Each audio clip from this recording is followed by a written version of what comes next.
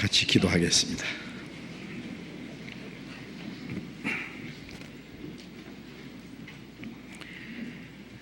우리를 사랑하시는 거룩하시고 자비로우신 우리 아버지 하나님, 우리의 영혼을 구원해 주시고 하나님의 거룩한 자녀로 삼아 주시고 영원한 하나님의 나라에 들어갈 수 있는 영광스러운 소망을 주신 그 크신 은혜를 인하여 감사와 찬송과 영광을 우리 아버지 하나님께만 돌립니다.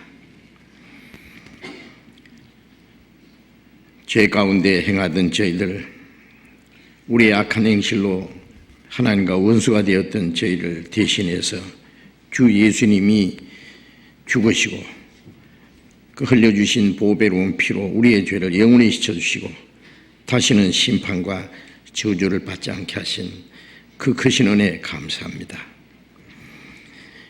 이제 하나님께서 우리를 구원해 주시면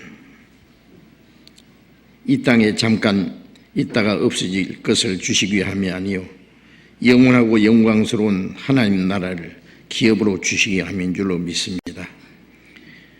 주님의 보배로운 피로 구속함을 받은 저희들, 이제 남은 생에 하나님의 뜻과 영광을 위해서 또 주님이 우리에게 하라고 맡기신 거룩한 역사를 위해서 온전히 순종하며 살 수 있기를 원합니다. 이 시간 우리가 주님 앞에 함께 모여서 주님의 은혜와 영광을 찬송하며 주님의 말씀을 배우며 주님 안에 거룩한 교제를 갖게 해주신 주님 감사합니다.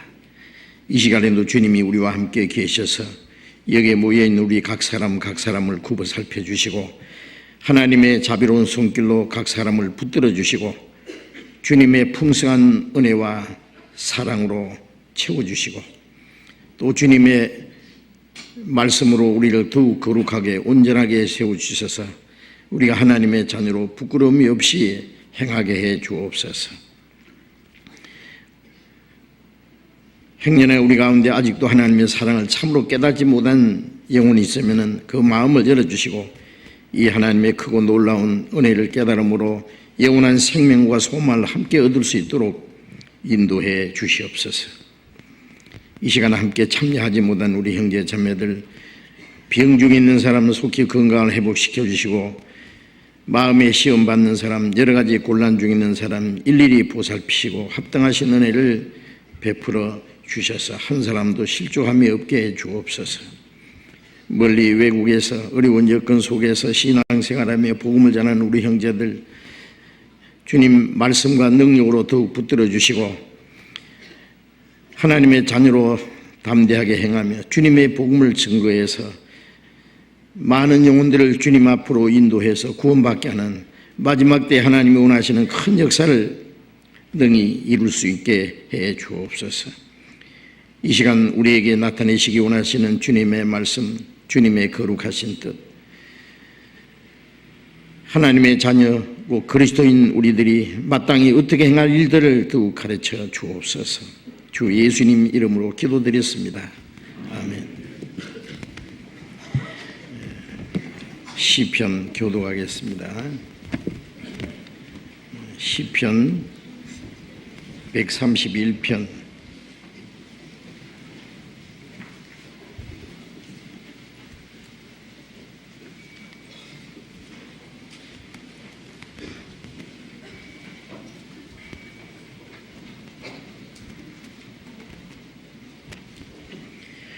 시편 131편에서 132편까지 계속 교독하겠습니다. 시편 131편. 여호와여, 내 마음이 교만치 아니하고 내 눈이 높지 아니하오며 내가 큰 일과 미치지 못할 기이한 일을 힘쓰지 아니하나이다. 실로 내가 내 심령으로 고요하고 평온케 하기를 젖된 아이가 그 어미 품에 있음 같게 하였나니 내 중심이 젖된 아이와 같도다. 이스라엘아, 지금부터 영원까지 여호와를 바랄지어다. 여호와여, 다윗을 위하여 그의 모든 근심한 것을 기억하소서. 제가 여호와께 맹세하며 야곱의 전능자에게 서원하기를 내가 실로 나의 거하는 장막에 들어가지 아니하며 내 침상에 오르지 아니하며 내 눈으로 잠들게 아니하며 내 눈꺼풀로 졸게 아니하기를 여호와의 처소 곧 야곱의 전능자의 성막을 발견하기까지 하리라 하였나이다. 우리가 그것이 에브라다에 있다 함을 들었더니 나무가 밭에서 찾았도다. 우리가 그의 성막에 들어가서 그 발등상 앞에서 경배하리로다. 여호와여 일어나사 주의 권능의 궤와 함께 평안한 곳으로 들어가소서. 주의 제사장들은 의를 잇고 주의 성도들은 즐거이 외칠지어다. 주의 종 다윗을 위하여 주의 기름 받은 자의 얼굴을 물리치지 마옵소서. 여호와께서 다윗에게 성실히 맹세하셨으니 변치 아니하실지라. 이르시기를 내 몸의 소생을 내 위에 둘지라. 내 자손이 내 언약과 저희에게 교훈하는 내 정거를 지킬진대 저희 후손도 영원히 내 위에 앉으리라 하셨도다. 여호와께서 시온을 택하시고 자기 거처를 삼고자 하여 이르시기를 이는 나의 영혼이 쉴 곳이라. 내가 여기 거할 것은 이를 원하였음이로다. 내가 이성의 16품에 풍족이 복을 주고 양식으로 그 빈민을 만족해 하리로다. 내가 그 제사장들에게 구원을 입히리니 그 성도들은 즐거움으로 외치리로다. 내가 거기서 다윗에게 뿔이 나게 할 것이라. 내가 내 기름 부은 자를 위하여 등을 예비하였도다. 같이 읽겠습니다. 내가 저희 원수에게는 수치로 입히고 저에게는 멸관이 빛나게 하리라 하셨도다. 찬양대 찬송해 주시겠습니다.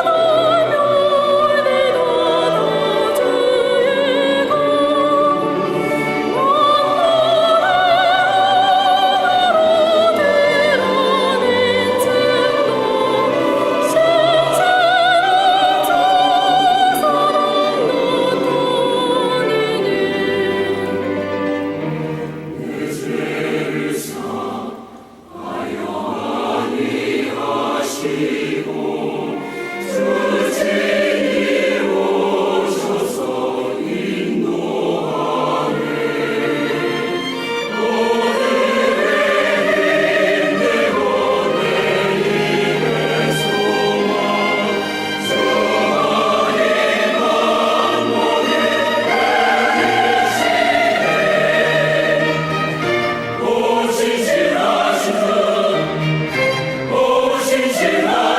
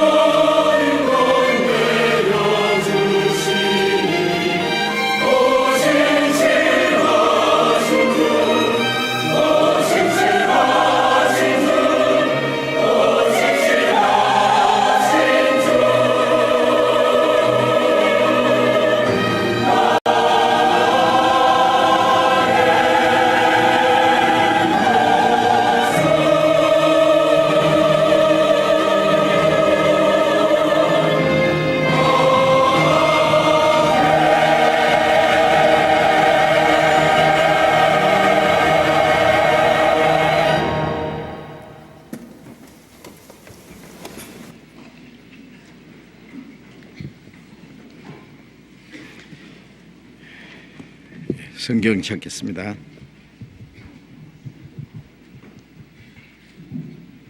네, 성경 찾겠습니다. 고린도전서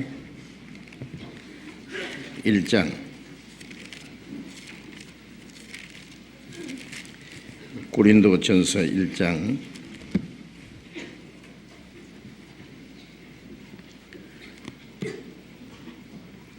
고린도전서 1장 8절부터 9절까지 같이 한번 읽겠습니다. 주께서 너희를 우리 주 예수 그리스도의 날에 책망할 것이 없는 자로 끝까지 경고케 하시리라. 너희를 불러 그의 아들 예수 그리스도 우리 주로 더불어 교제케 하시는 하나님은 미쁘시도다. 거기까지.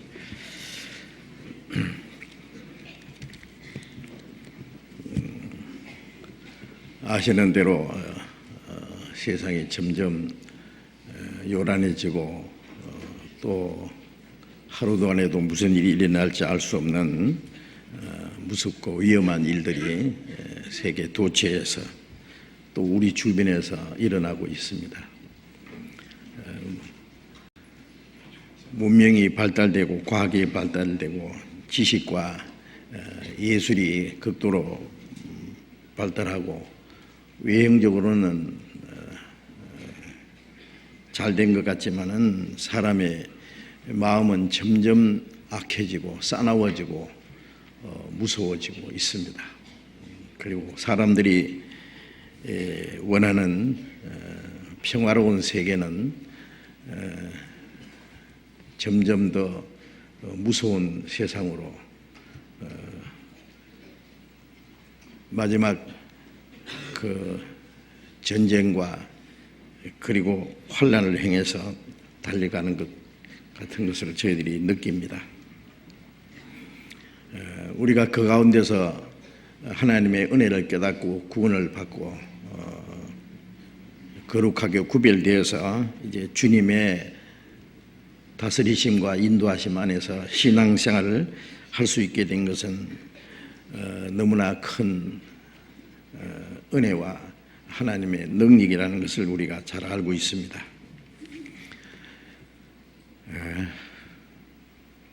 우리가 구원을 받았다는 사실은 얼마나 귀중하다는 것을 지난번에 여러 차례 말씀을 드렸습니다.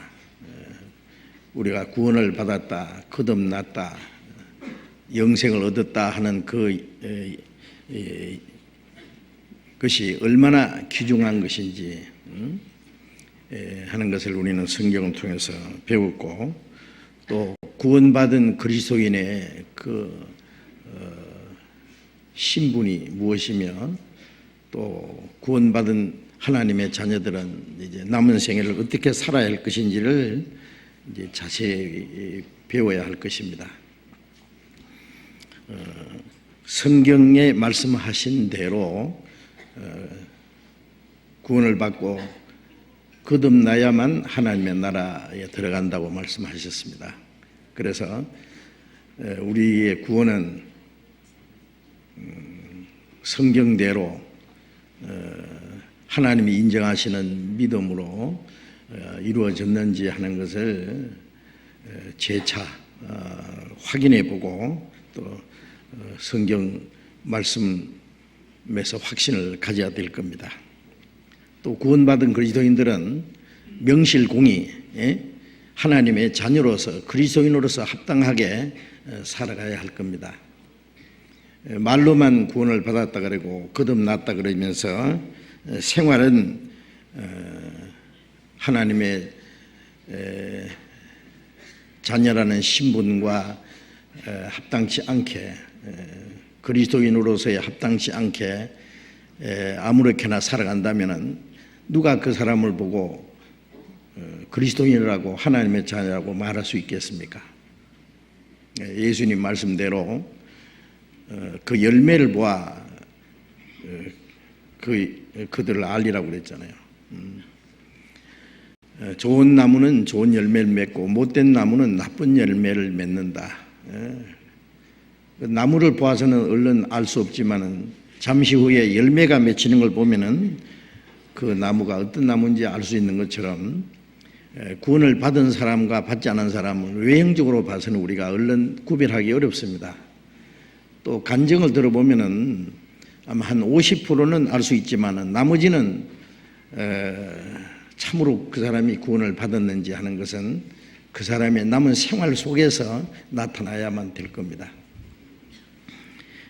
그래서 우리가 받은 구원을 성경에서 확신하고 동시에 우리가 하나님의 자녀로서 그리스도인으로서 합당하게 살아가는 생활이 무엇인지를 실제로 배우고 그 말씀대로 살아가야 됩니다. 성경에 말씀하는 구원, 많은 사람들이 구원을 받았지 하지만은 성경대로 구원을 받지 않은 사람이 많습니다. 그러니까 그 가짜 구원이라고 할 수 있죠. 예수를 믿기는 믿는데 성경에 말씀한 대로 다른 예수, 마귀가 만들어낸 짝등 예수, 복음이라고 하지만은 다른 복음, 성신 받았다고 신령하다고 하지만은 성령이 아니고 다른 영을 받았다고 성경에 말씀했죠. 그런 것들이 얼마나 많은지 모릅니다. 우리가 받은 구원이 정말 성경대로 된 것인지 성경에서 계속 확인하고 또 구원을 받았으면은 우리가 하나님의 자녀로서 그리스도인으로서 내가 합당하게 살아가고 있는지 또 합당하게 살려고 간절한 마음을 가지고 노력을 해야 됩니다. 우리가 받은 구원이 우리의 남은 생애를 통해서 그게 증거되지 않으면 안 됩니다.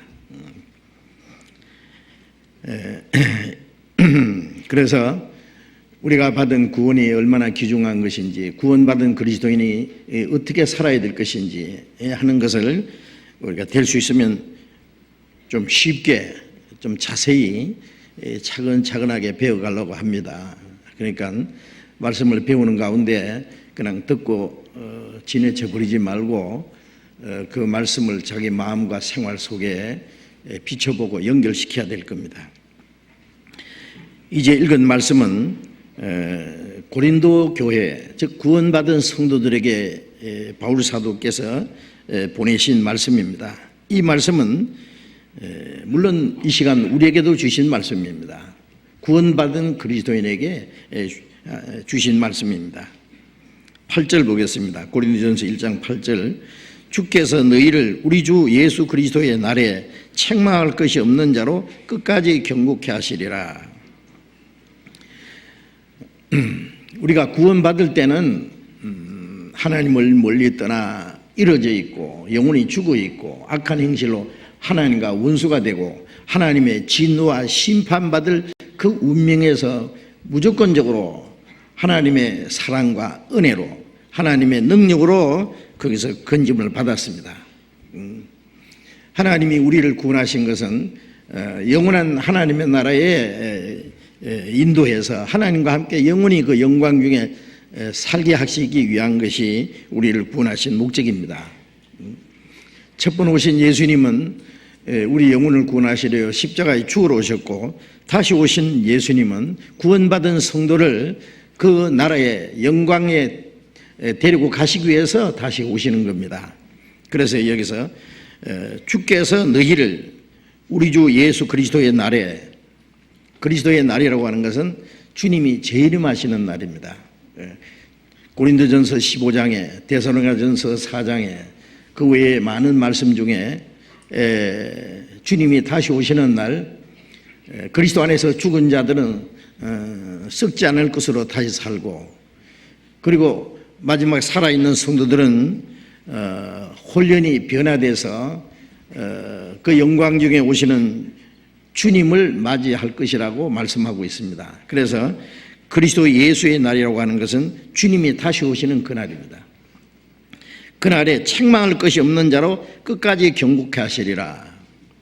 구원받을 때는 비참한 죄인으로서 구원을 받았지만은 우리가 다시 오시는 주님을 맞이할 때, 아니 우리가 그 하나님의 나라에 가서 주님 앞에 설 때에는 책망할 것이 없이, 흠도 점도 없이 그 하나님의 영광에 참여하게 합당한 사람이 되어야 됩니다.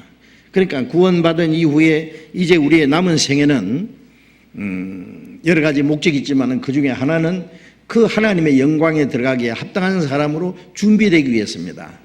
구원받기 전에는 공중의 권세 잡은 마귀가 역사하는 그 안에서 마귀의 끄는 대로 우리의 육체의 소욕을 따라서 온갖 죄를 짓고 살았습니다.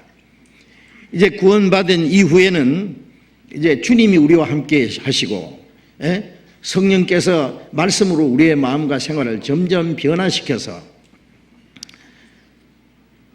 그리스도의 형상이 우리의 마음과 생활 속에 이루어지게 하시고, 그리고 하나님의 자녀로 합당하게 살게 하시고, 그리고 멀잖아 주님 오시는 그날 그 영광 앞에 부끄럽지 않게 책망받을 것이 없이 서게 하기 위해서 우리를 인도하시는, 준비하시는 과정입니다. 그래서 주께서 너희를 우리 주 예수 그리스도의 날에 책망할 것이 없는 자로 끝까지 경고케 하시리라. 우리를 구원하신 분도 주님이시고, 주님 앞에 서는 날 책망할 것이 없는 자로 끝까지 우리의 믿음을, 우리의 신앙생활을 경고케 하시는 분도 주님이십니다. 자녀를 낳아주시는 분도 부모고, 자기가 낳은 자녀를 건강하게 훌륭하게 키우려고 하는 것도 부모의 마음입니다.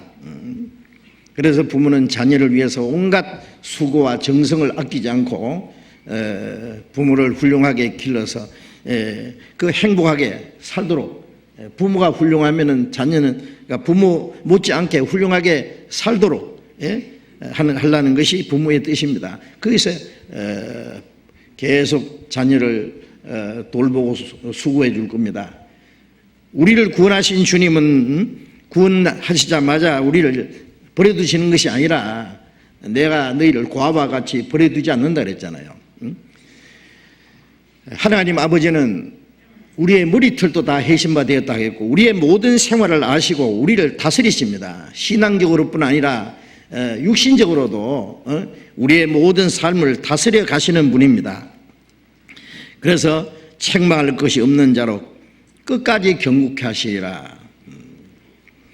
구원을 받은 사람은 주님 오시는 날 주님 앞에 다 설 겁니다.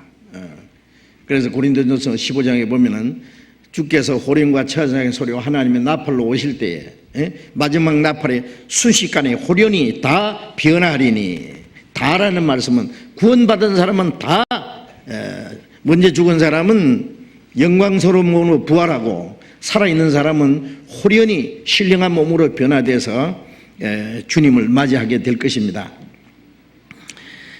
그런데 책망할 것이 없는 자로 부끄럽지 않게 서는 사람이 있는가 하면은 책망받을 사람도 있습니다. 부끄럽게 될 사람도 있다는 것을 말씀하시는 겁니다. 그래서 성경에 주님 앞에 서는 그날 흠도 없고 점도 없고 부끄러울 것이 없이 책망받을 것이 없는 자로 그 앞에 나타나기를 힘써라. 베드로후서 3장에도 그렇게 말씀합니다. 그런데 구원받은 사람이 어떻게 하면은 주님 오시는 날 그 영광 앞에 부끄럽지 않게 책망받을 것이 없이 설 수 있을까? 우리의 노력으로 되는 것이 아니라 주님께서 그렇게 하시라고 그랬잖아요. 어떻게 하시느냐? 어린아이가 부모가 원하는 대로 건강하게 훌륭하게 성장하려면은 첫째 중요한 조건은 부모님과 함께 있어야 됩니다. 부모님의 다스림 속에서 부모님의 보호와 가르침 안에 있어야 된다 그 말입니다. 부모와 같이 살기 싫어서 훌쩍 집을 떠난다든지 가출한다 그랬잖아요. 그리고 나쁜 친구하고 어울려서 불황아가 된다든지, 아니면 학교에 보내놓으면 학교는 안 가고 엉뚱한 데 놀러 다니고, 돈 많이 들여서 이제 유학을 보내놓으면은 공부는 안 하고 맨 나쁜 친구들하고 다니면서 술이나 마시고 춤이나 추고 무름이나 하고 그러면 어떻게 되겠어요? 부모가 원하는 대로 되겠습니까? 구원받은 그리스도인들도 주님 오시는 날 끝까지 그 주님 영광 앞에 부끄럼 없이 견고하게 서기 위해서는 주님의 다스림 속에 살아야 됩니다. 하나님이 우리를 구원받자마자 이제 네 방법대로 네 마음대로 살아라, 열심히 살아봐, 그렇게 하시는 분이 아닙니다. 어린아이가 태어나자마자 자기를 낳아주신 아버지, 어머니, 언니, 오빠, 온 가족들의 사랑과 보살핌을 받으면서 이제 자라갑니다. 그처럼 구원받자마자 우리는 어디 있느냐? 물론 하나님이 우리와 같이 계셔요. 하나님이 같이 계시고 우리를 구원하신 주님이 같이 계시고 성령님이 같이 계시고 그 구원받은 성도들 무리 안에 우리를 두시는 거예요. 그래서 오늘 말씀드리려고 하는 것은 구원받은 그리스도인들이 주님과 함께하는 그리스도인의 생활이 교제가 무엇인지, 교제 생활이 무엇인가 하는 것을 말씀드리겠습니다. 9절에 다시 한번 읽겠습니다. 너희를 불러 그의 아들 예수 그리스도 우리 주로 더불어 교제케 하시는 하나님은 미쁘시도다. 너희를 불렀다는 것은 이 세상에서 구원해 낸 걸 말합니다. 이사야 44장 22절에 너희 죄를 빽빽한 구름이 사라진 것 같이 네 죄를 안개가 사라진 것 같이 도말하시니 내게로 돌아오라. 내가 너를 구속하였음이니라. 죄를 다 사해놨으니까 돌아오라. 그 하나님의 부르심입니다. 창세기 12장에 보면 아브라함이 그 바벨탑을 쌓던 갈대 우르에서 우상 숭배하는 가정에서 하나님의 부르심을 받았어요. 그 갈대 우르에서 불러내서 하나님이 약속하신 가나안 땅으로 인도했습니다. 그처럼 하나님이 우리를 이 죄악 세상에서 심판과 저주받을 운명에서 우리를 불러낸 거예요. 불렀다는 것은 우리를 구원한 겁니다. 우리가 주님의 말씀을 듣고 깨달아서 믿은 것은 하나님의 부르심에 대답한 거예요. 너희를 불러 그의 아들 예수 그리스도 우리 주로 더불어 교제케 하시는 하나님이 보시도다. 우리를 구원해서 어떻게 하시느냐? 주님과 더불어 교제케 하신다고 해요. 교제. 자, 이 말씀을 우리가 깊이 생각해야 됩니다. 구원받은 그리스도인들을 주님 앞에 선 날까지 끝까지 경고케 하시는데 어떻게 경고케 하시느냐? 교제 안에서 경고케 하십니다. 교제라는 것은 혼자서는 교제가 되지 않지요. 구원받은 사람은 이제 구원해 주신 주님 하나님 아버지와 예수 그리스도와 또 구원받은 성도들 그 무리와 함께 교제하는 겁니다. 교제. 이 세상에 사는 모든 사람들은 누구든지 다 세상에 사는 동안에 그 교제 생활을 합니다. 이 세상은 혼자서는 못 살기 때문에 더불어 사는 사회라 그러잖아요. 다른 말로 하면 상부상조함으로써 삽니다. 서로 돕고 서로 협력하고 서로 붙들어 줌으로써 살 수 있는 겁니다. 어린아이가 태어나자마자 자기 가족들과의 그 교제가 시작됩니다.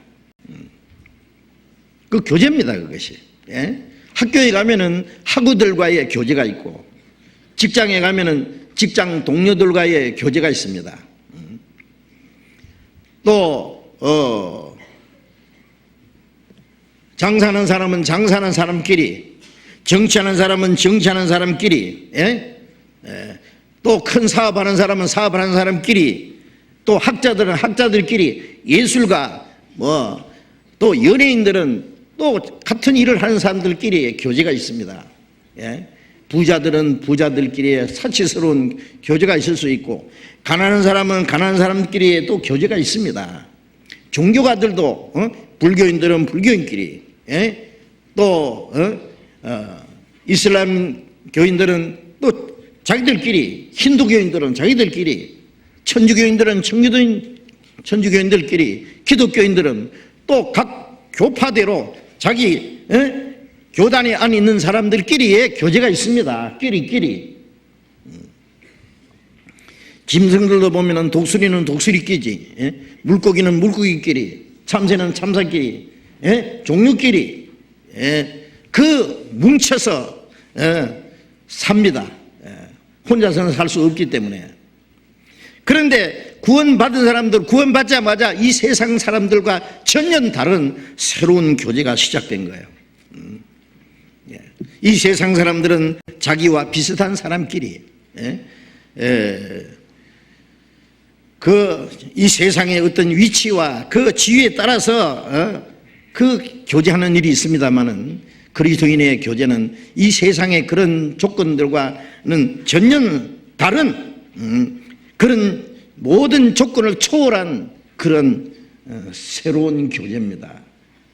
주님과 함께하는 거룩한 교제입니다. 고린도 후서 5장 16절 17절에 보면은 우리가 이제 아무 사람도 육체대로 알지 아니하노라. 비록 우리가 그리스도도 육체대로 알았으나 이제는 이렇게 알지 않는다. 누구든지 그리스도 안에 있으면 새로운 피조물이라. 이전 것은 지나갔으니 보라 새 것이 되었도다. 그렇게 말씀하셨는데, 이제 아무 사람도 육체대로 알지 않는다는 말은, 육체는 잘난 사람, 못난 사람, 부한 사람, 가난한 사람, 많이 배운 사람, 못 배운 사람, 높은 사람, 낮은 사람, 존귀한 사람, 비천한 사람, 그것이 육체대로 아는 겁니다. 그러나 이제 구원받은 그리스도인은 아무 사람도 육체대로 알지 않는다. 잘났든 못났든, 부자든 가난하든, 배웠든 못 배웠든, 인격적으로 훌륭하든 좀 모자라든 그 육체대로 사람을 보지 않는다. 어떻게 보느냐 그러면, 누구든지 그리스도 안에 있으면 새로운 피조물이라. 그리스도 안에 있다는 말은 구원받을 때 그리스도께서 내 안에, 내가 그리스도 안에, 그리스도 안에 있으면 새로운 피조물이라. 그 속 사람을 새 사람을 만듭니다. 그 그리스도께서, 그리스도가 오시면 그 사람을 새 사람 만들어요. 새 하늘과 새 땅에 들어가려면 속에 먼저 새 사람이 돼야 됩니다. 이전 것은 지나갔으니 보라 새 것이 되었도다. 이전에 죄의 사람, 자기 욕망을 위해서 살았던 사람, 하나님을 등지고 살았던 사람, 육체의 소욕을 따라 행하던 그 옛사람은 이제 지나갔다. 이제 보라 새 사람이 되었다. 보라는 것은 감탄사입니다. 누구든지 볼 수 있도록 나타내는 겁니다. 새 것이 되었다. 우리는 구원받았다는 사실을 간증할 뿐 아니라 이제 구원받은 사람으로서 우리가 합당하게 된 것을 사람들에게 보여줄 수 있어야 됩니다. 하나님과 사람 앞에 부끄러움 없이 새 것이 됐다. 속 사람이 새 사람 된 거예요. 이제는 사람을 그 사람으로 보지 않고 속 사람, 구원받은 사람,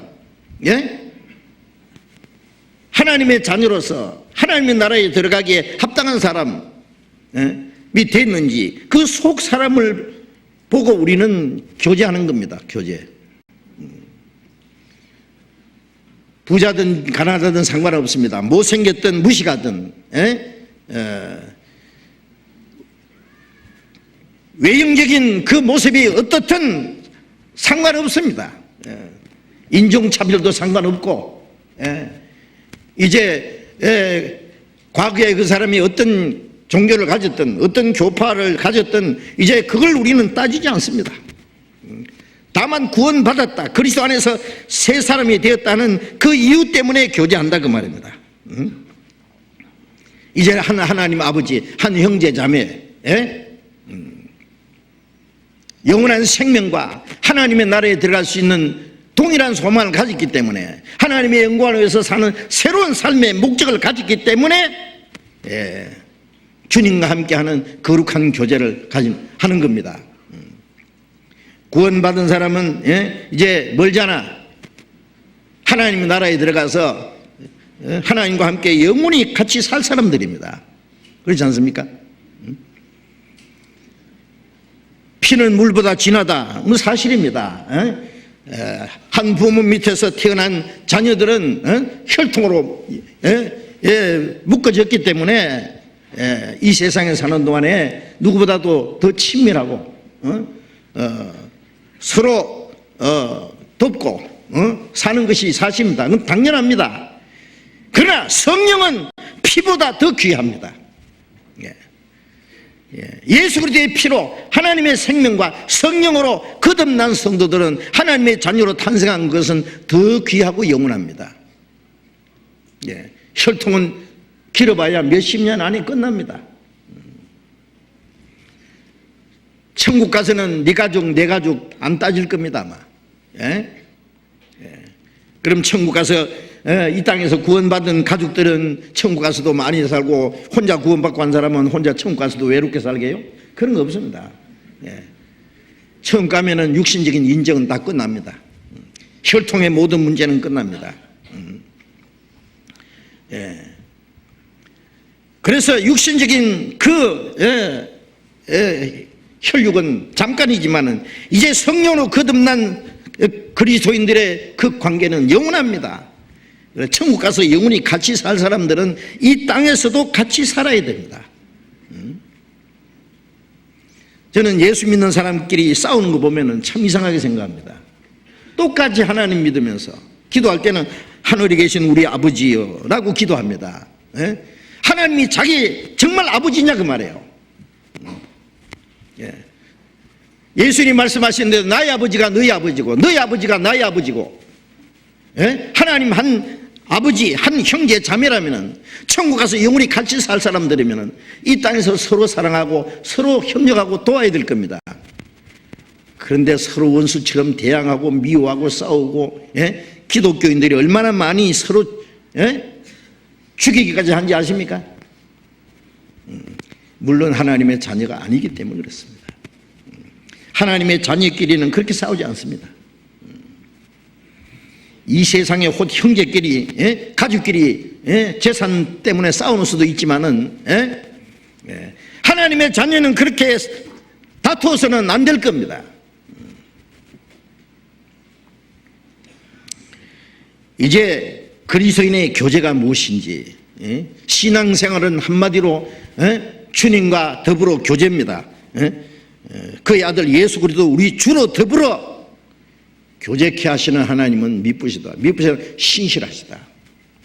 우리를 구원해가지고 주님과 함께 더불어 교제 안에다 우리를 두셨습니다. 교제.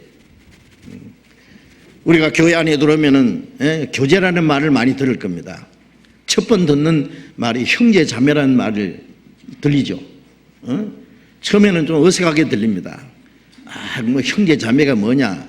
저쪽 북쪽에서 뭐 아무나 보고 동무하듯이 뭐 아버지 동무 아들 동무하듯이 여기는 뭐 전부 형제 자매 뭐냐? 그런데 그것도 좀 조심은 해야 됩니다. 제가 들은 얘기입니다. 어떤 버스를 탔는데 할머니가 앉아 계신데 이제 어떤 처녀 자매가 할머니를 보고 아이고 자매님 어디 가세요? 아니 아가씨가 할머니 보고 자매라 그러니까 옆에 있는 사람들이 어리둥절해가지고 지금 무슨 소리냐? 할머니가 얼굴이 빨개가지고 아주 난처했다. 실제로 있었던 일입니다. 할아버지 같은 분 보고 형제님 그런 것도 좀 이상하잖아요. 물론 형제는 속으로 형제 된 겁니다. 하나님의 자녀는 촌수가 없어요. 그렇죠? 하나님 아버지 그런 사람도 있고 하나님 할아버지 그런 사람도 있고 뭐 하나님 보고 정조 할아버지라는 그런 거 없잖아요. 촌수가 없어요. 다 우리는 한 하나님 아버지 한 형제 자매입니다. 그건 영적입니다. 모든 영의 아버지고 우리는 그 하나님께로 난 하나님의 아들의 영을 받은 자들입니다.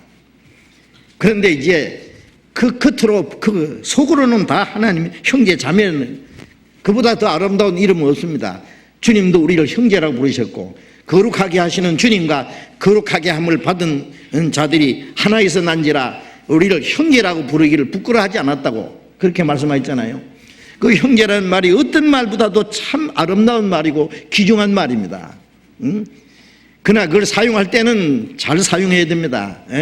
자기가 비슷한 사람끼리, 그 연령이라든지 비슷한 사람끼리는 형제라는 말이 자연스럽지만은 좀 그 연령 차이가 많다든지 이 세상에 그 위치가 너무 차이가 있을 때는 다른 사람들 보기에 좀 어색하지 않게 조심해서 함부로 형제자매라는 말을 사용하면 안 된다고 생각합니다. 어쨌든 구원받은 사람들은 이제 형제 자매, 정말 아름다운 말입니다.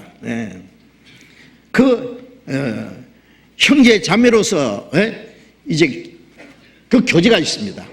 형제 자매가 됐을 때는 이제 교제가 있습니다. 교제. 구원받은 사람이 하나님 한 아버지, 한 형제 자매, 말로만 형제 자매, 그 아무 일 없습니까? 그때부터 교제가 시작되는 거예요. 요한 1서 1장을 찾겠습니다. 요한 1서 1장.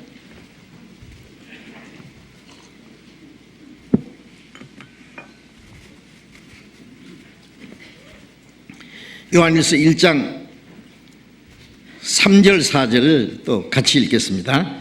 우리가 보고 들은 바를 너희에게도 전함은 너희로 우리와 사귐이 있게 하려 함이니 우리의 사귐은 아버지와 그 아들 예수 그리스도와 함께 함이라. 우리가 이것을 쓰면 우리의 기쁨이 충만케 하려 함이로라. 요한 1서는 거듭난 성도들이 주님과 함께하는 교제 생활이 무엇인가를 가르쳐주기 위해서 기록한 말씀입니다. 이것을 너희에게 보고 들은 바를 너희에게도 전하면, 이것을 이 요한 1서를 기록한 목적을 말합니다. 너희로 우리와 사귐이 있게 하려 합니다.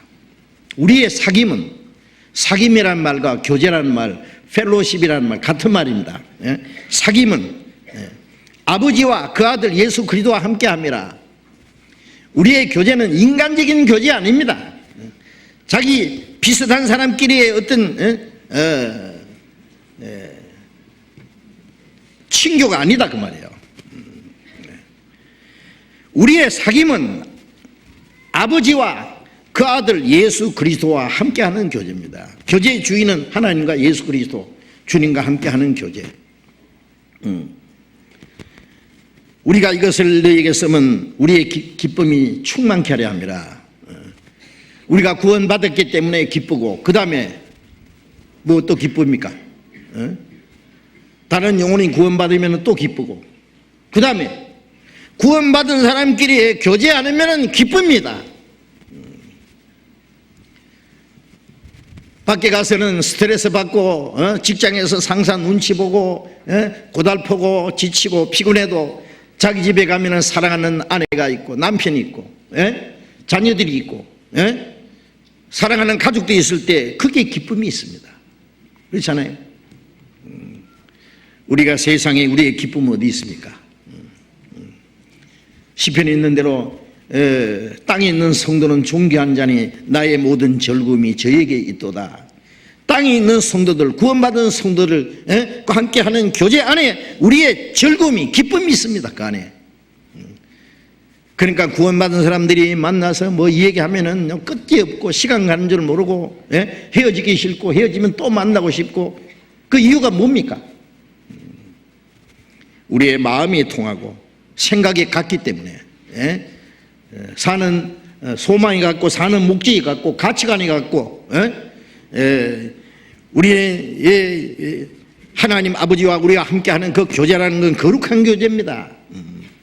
이 세상 사람들이 만나서 한 잔 기울이고 노래 부르고 춤추는 그 즐거움, 그런 것이 아닙니다. 주님이 주시는 거룩한 기쁨이 충만케 하렵니다. 이 교제가 있을 때 그 기쁨이 있습니다. 교회 안에서도 그 마음의 기쁨이 꺼지는 이유가 뭡니까? 교제가 잘 안 되면 기쁨이 꺼져요. 주님과 함께하는 기쁨, 교제 말입니다. 5절 봅니다. 5절. 우리가 저에게서 듣고 너에게 전하는 소식이 이것이니 곧 하나님은 빛이시라 그에게는 어둠이 조금도 없으시니라. 만일 우리가 하나님과 사귐이 있다 하고 어두운 가운데 행하면은 거짓말하고 진리를 행치 아니하며니와 저가 빛 가운데 계신 같이 우리도 빛 가운데 행하면 우리가 서로 사귐이 있고 그 아들 예수의 피가 우리를 모든 죄에서 깨끗하게 하실 것이요 하나님께 듣고 전하는 소식이 이것이다. 하나님은 빛이시라. 그에게는 어둠이 조금도 없으시니라. 하나님은 빛입니다. 빛이신 하나님과 사귀기 위해서는 어떻게 되겠어요? 빛 가운데 있어야 됩니다. 만일 누가 하나님과 사귐이 있다고 어둠 가운데 행하면은 거짓말한다. 거짓말. 하나님과 사귄다는 말이 거짓말이다 그 말이에요. 예? 사실과 다른 것이 거짓이잖아요. 사실대로 얘기해야 그게 참인데, 예? 예. 하나님과 사귐이 없으면서 하나님과 사귄다는 말이 거짓말이다. 왜? 고린도후서 6장에 보면은 너희는 믿지 않는 자와 먹인을 같이 하지 마라. 빛과 어둠이 어찌 사귀며, 예? 성전과 우상이 어찌 일치가 되리요. 빛과 어둠이 어찌 하나가 되겠어요? 사귀겠어요? 사귈 수가 없죠. 예? 구원받은 사람이 이제 결혼하는 문제도, 예? 결혼하는 것은 멍해를 같이 하는 거예요. 운명을 같이 하는 거예요. 두 사람이 의합지 않고야 어찌 동행하겠으며 그랬잖아요. 응? 빛과 어둠이 어떻게 사깁니까? 거듭난 사람이 거듭나지 않은 사람과 결혼해가지고 어떻게 하겠다는 거예요, 그래. 예? 소망이 갖고, 예? 사는 목적이 갖고, 운명을 같이 하고, 한 가지 목적으로 해서, 예? 마음과 힘과 생명을 다해서 같이 살기 위해서 결혼하는 거예요. 두 사람이 무슨, 예? 육체적인 즐거움을 위해서 결혼하는 겁니까? 아닙니다, 그리스도인은. 예. 그런데, 예? 자기 육신의 소욕을 따라서 구원받든 안 받든지, 예? 세상 무슨 조건, 예? 잘난 거, 많이 배운 거, 돈 많은 거, 뭐, 예? 만일 확실히 거듭난 사람이 그런 조건 때문에 결혼한다면 그거는 거의 100% 실패입니다. 그거는 하나님 뜻이 아닙니다. 예. 하나님의 뜻을 위반하면서 축복받기 원한다면 그것도 잘못된 거예요. 빛과 어둠이 어찌 사귀겠느냐? 예, 하나님은 빛이신데 내가 어두운 가운데 행하면 어찌 하나님과 사귐이 되느냐고. 예? 하나님과 사귄다는 말은 거짓말하는 거고 진리를 행치 아니하겠느냐. 거짓 속에서 산다고 말해요. 제가 빛 가운데 계신 것 같이 우리도 빛 가운데 행하면 우리가 서로 사귐이 있고 하나님이 빛 가운데 계신 것 같이 우리가 빛 가운데 행할 때 하나님과 사귀는 사람들끼리의 사귐입니다. 그리스도인의 교제는요, 예? 예. 개인적인 인간적인 교제가 아닙니다. 하나님과 사귀는 사람들끼리의 삼각관계의 사귐입니다. 하나님과 사귀는 사람들끼리의 사귐이 있어요. 그러니까 구원받은 사람하고 구원 안 받은 사람하고 사귐이 됩니까? 안 되죠. 예. 한 사람은 하나님과 교제가 되는데, 예? 한 사람은 하나님과 교제가 안 돼요. 우리가 전도하기 위해서 가까이 하고 하는 것이지 그거는 이 성경이 말하는 교제를 말하는 게 아닙니다. 그거는 그 사람은 불쌍히기는 사랑이고 진정한 교제는 거듭난 사람이 주님과 함께 교제가 될 때에 주님과 함께 교제하는 사람들끼리의 교제입니다. 아버지와 그 아들 예수 그리스도와 함께하는 교제다 그 말이에요. 동시에 구원을 받은 사람도 주님과 빛 가운데 함께 있을 때 주님과의 교제가 됩니다. 그런데 어떤 사람이 어두운 가운데 행하는데 하나님과 사귐이 있다 하면서 어두운 가운데 행한다는 말은 죄 가운데 산다 그 말이에요. 불순종한다는 말이에요. 그리스도인은 합당치 못하게 수치스러운 죄 가운데 있으면은 하나님과 교제가 끊어져요. 하나님과 교제가 끊어진 사람하고 하나님과 교제가 정상적으로 된 사람하고 교제가 되겠어요? 그것도 안 됩니다. 그것도 구원 받았어도.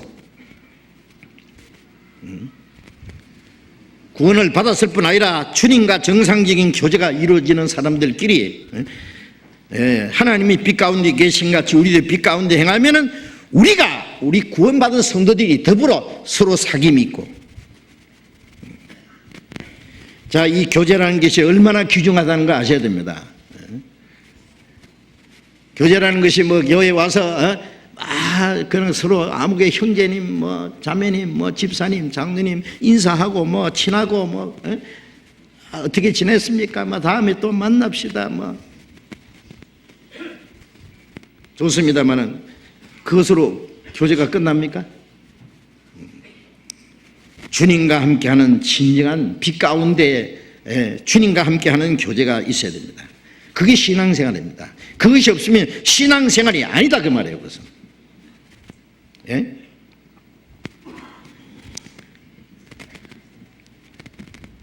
빌립보서 1장 5절 6절에 보면은 첫날부터 이제까지 복음에서 너희가 교제함을 인합니다.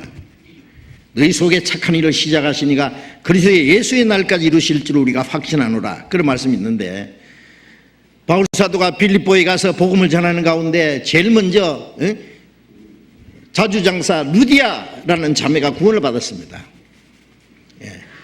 루디아의 가족이 구원을 받았습니다. 그 집이 개방됐습니다. 나를 주 믿는 줄 알고든 내 집에 와라 그러면서 루디아의 가정을 개방해서 바울과 실라와 그 사도행전을 기록한 누가 이 세 분이 루디아의 집에 거하면서 빌립보에 복음을 전했고, 그래서 빌립보 교회가 시작됐습니다. 빌립보 교회는 구원받는 그날부터 바울 사도가 전도하다가 마지막에 로마에 가서 2년간 전도하다가 목이 잘려 순교당할 때까지의 계속 교제가 있었어요. 첫날부터, 구원받는 그날부터입니다. 이제까지 비록 멀리 떨어져 있지만은 복음에서 안에서 교제함이랍니다. 복음으로 구원받고 복음을 위해서 복음 안에서 교제입니다. 교제. 구원받은 사람은 가까이 있든지 멀리 있든지 거듭난 사람끼리 교제가 계속돼야 됩니다. 복음 안에서 교제함을 인합니다. 너희 속에 착한 일을 시작하시니까, 교제하는 사람들 속에 주님이 계시고 거기에서 착한 일을 시작하십니다. 착한 일은 구원받는 역사가 계속 일어나는 게 착한 일이고, 구원받은 사람들이 서로 사랑해서 한 마음이 되어서 함께 순종하는 생활이 전부 선한 일입니다.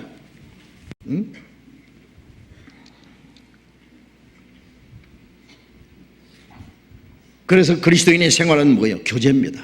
구원받은 그날부터 주님 앞에 가는 날까지 아마 천국 가서 주님과 함께 영원한 교제가 계속될 거예요.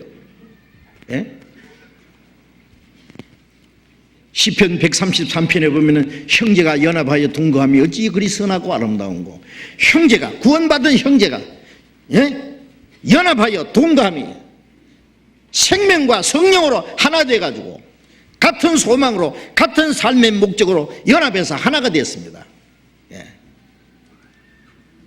그게 교회입니다. 형제가 연합하여 동거함이 어찌 그리 선하고 아름다운고. 그 시편 133편은 예수님이 오시기 약 1000년 전에 다윗이 기록한 말씀이지만은 그거는 훗날 구원받은 사람들이 성령으로 하나 돼서 교제하는 그 무리를 말합니다. 형제가 연합하여 동거함이 어찌 그리 선하고 아름다운고. 주님 보실 때 그보다 더 아름다운 것은 없을 겁니다. 주님 보실 때 그보다 더 선한 건 없을 겁니다. 그 속에 주님이 착한 일을 시작하셨고 주님 오신 날까지 착한 일은 계속될 겁니다. 주님과 함께하는 교제, 그 안에 기쁨이 있고 하나님 보시기에 가장 아름답고 그 안에 주님이 착한 일을 시작하시고 그리고 예수의 날까지 그 착한 일이 이루어질 겁니다. 그러니까 그리스도인의 생활은 교제입니다. 혼자서 신앙생활 하는 게 아니죠.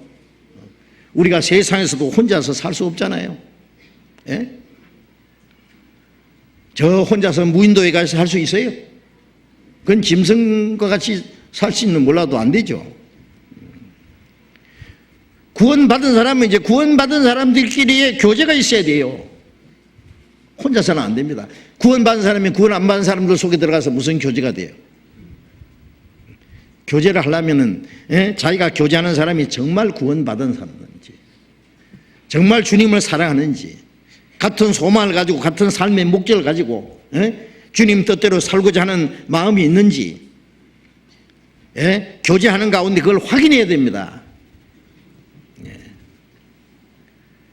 그렇지 않으면 교제가 안 되는 거예요. 고린도전서 15장에 속지 마라. 악한 동물은 너희 선한 행실을 더럽히나니. 악한 동물을 멀리하라 그 말이에요. 저희는 너희 선한 행실을 더럽히나니. 구원받은 사람이 옛날 친구를 자꾸 가까이 한다. 만나서 한잔하자 그러면 또 가서 한잔하고, 놀러 가자 그러면 놀러 가고, 동창생 모이면 뭐 동창들 모여가지고 뭐 쓸데없는 얘기들 하고, 그렇게 시간 낭비하고 물질 낭비하고 거기서 노닥거리고 할 시간이 어디 있어요, 그리스도인들이. 전도를 할 수 있기 위해서 한다면은 그거는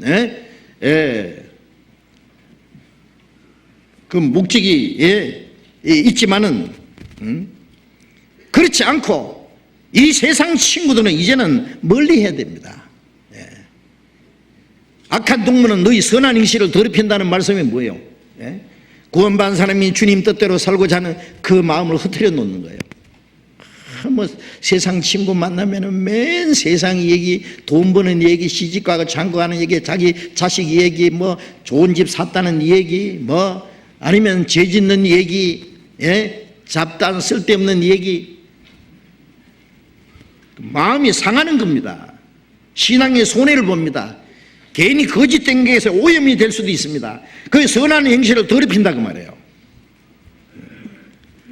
이제 구원받고 나면은 이 거룩한 교제 안에 새로운 친구를 사귀어야 됩니다. 많은 친구를 사귀는 자는 해를 당하거니와 어떤 친구는 형제보다 더 친밀하니라. 너지분한 세상 친구는 좀 잘라버리고 형제보다 더 친밀한 친구.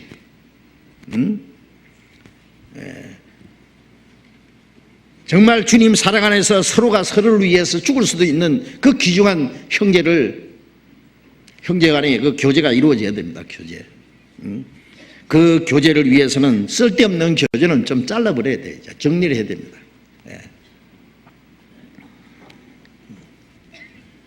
전에 어떤 한 전도사 한 사람 만났는데 우리 교회 오고 싶어서 다른 교단이 있는 사람인데,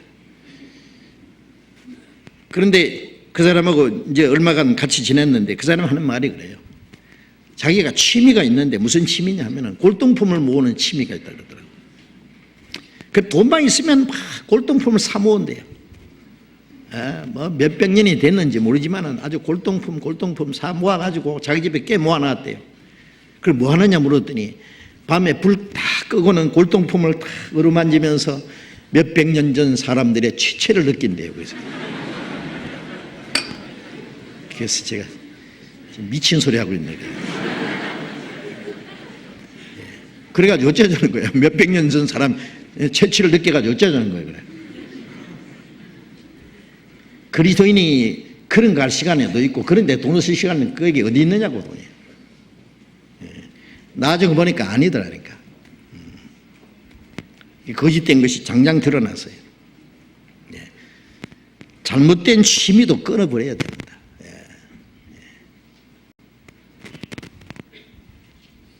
어떤 사람 구원받자마자 그 세상 친구들을 끊기 위해서 골프채를 그냥 갖다 내버리더라고요. 줘버리든지 없애버려요. 뭐 골프하는 게 죄다 그 말 아닙니다. 그 친구들하고 어울려가지고 돈 쓰고 시간 보내고 그게 쓸데없는데 그 마음에 물듭니다. 세상에. 어떤 사람 또 할 일 없으면 시간 낚싯대 가지고 가서 뭐 새우를 낚는다나 뭘 낚는다나. 그리스도인이 그럴 시간이 어디 있냐고 생각해 보세요. 좀 이제 그리스도인과 합당한 하지 않은 모든 것들은 친구고 취미고 뭐고 다 전부 정리해야 됩니다. 너지분한 거 그런 거 연결시켜가지고 어떻게 신앙생활을 할 수 있느냐고요. 형제가 연합하여 동감이 찌그리 선하고 아름다운 거. 아론의 머리에 있는 기름이 아론의 수염이 흘러서 어깨까지 내림 같고, 헬문의 그 이슬이 시온의 산들에 내림 같도다. 거기서 여호와께서 복을 명하셨나니 그 영생이로다. 이게 무슨 뜻이요? 제사장 아론이 머리에서 기름이 흘러서 쭉 시험에 흘린 내리면 그 옷깃에 12지파의 이름이 기록된 그 가슴에 흘러내리고 어깨까지 내림 같다. 기름은 성령을 가르칩니다. 아론은 대제사장 예수님을 가르치는 겁니다. 머리에 있는 기름은 주님께로부터 오는 성령이 주님의 몸에 흘러내리는 걸 말합니다. 헐문의 이슬이 시온의 산들에 내린 것보다 이스라엘 저 북쪽에 제일 높은 산이 헐문산입니다. 헐문산에는 항상 하얀 눈이 덮여 있습니다. 그 눈이 녹아가지고 갈릴리 호수로 가고 그 갈릴리 호수 물을 전 이스라엘 땅에다가 보내가지고 농사를 짓고 삽니다. 헐문의 이슬이 시온의 산들에 내린 것도다. 그 이슬은 하나님의 은혜를 말합니다. 헐문의 이슬이 이스라엘 시온의 산도를 적시는 것처럼 주님께로부터 오는 은혜가 우리 모두에게 임해서 그 하나님의 역사가 나타날 걸 말합니다. 생명의 역사가. 거기서 여호와께서 복을 명하셨느니 곧 영생이로다. 거기서 교제 안에 형제가 서로 연합하여 동거하는 그 거룩한 교제 속에 주님이 영생을 명하셨다. 영생, 곧 영생이로다. 그 거룩한 무리 안에 우리가 있다는 걸 아셔야 됩니다. 그래서 우리는 빛 대신 하나님과 교제하기 위해서 우리는 빛 가운데 행해야 됩니다. 빛 가운데. 하나님과 사귐이 있다고 어둠 가운데 행하면 거짓말한 거라 그랬죠. 어떤 형제는 청년에서나 뭐 봉사에서나 어머니에서나 막 간증을 얼마나 잘하는지 몰라요. 좋은 말 다 합니다. 막 우리가 주님을 위해서 살아야 되고 형제 자매가 사랑해야 되고 뭐 어떻게 해야 되고 나중에 알고 보니까 엉뚱한 죄가 있는 거예요. 속에 죄를 감춰놓고 얼굴에 철판을 깔아놓고 그는 교회를 속이고 하나님을 속이고 자기 양심을 속이고 다 속인 겁니다. 마음속에 어둠을 가지고 있으면서 어떻게 그렇게 뻔뻔스럽게 교제한답시고 그렇게 속일 수가 있느냐고. 로마서 8장 12절 보겠습니다.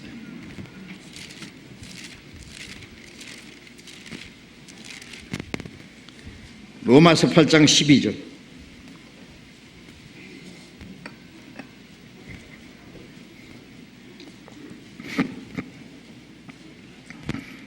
로마서 8장 12절 같이 읽겠습니다. 예수께서 또 일러 요한복음입니다. 미안합니다. 요한복음 8장 12절.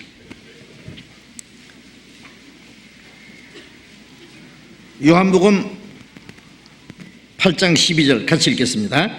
예수께서 또 일러 가라사대 나는 세상의 빛이라 나를 따르는 자는 어둠에 다니지 아니하고 생명의 빛을 얻으리라.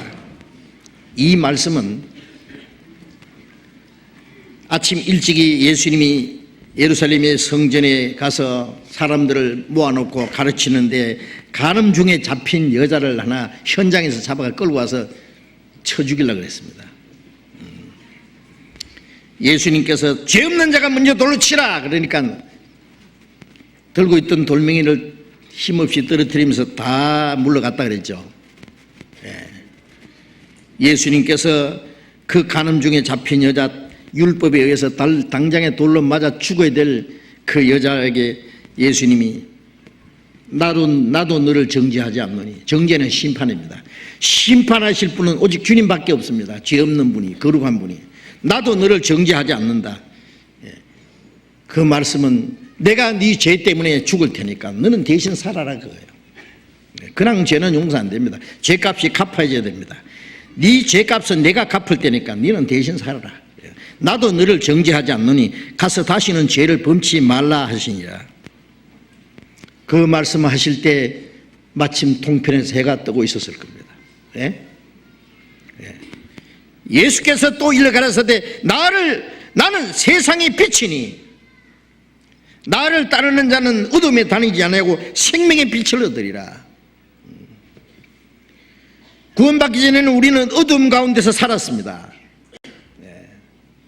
마귀가 끄는 대로 죄 가운데 살았습니다.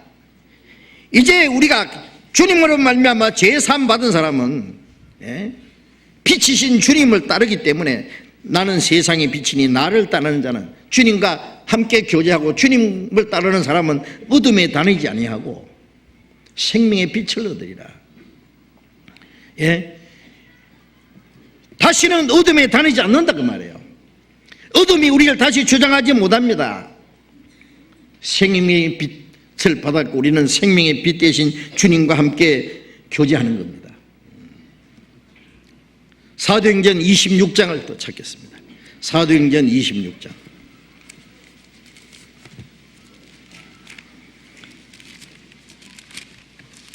사도행전 26장 18절 같이 읽겠습니다. 그 눈을 뜨게 하여 어둠에서 빛으로 사단의 권세에서 하나님께로 돌아가게 하고 죄 사함과 나를 믿어 거룩하게 된 무리 가운데서 기업을 얻게 하리라 하더이다. 하나님께서 바울 사도를 구원하신 후에 바울에게 주신 사명을 가르치는 겁니다.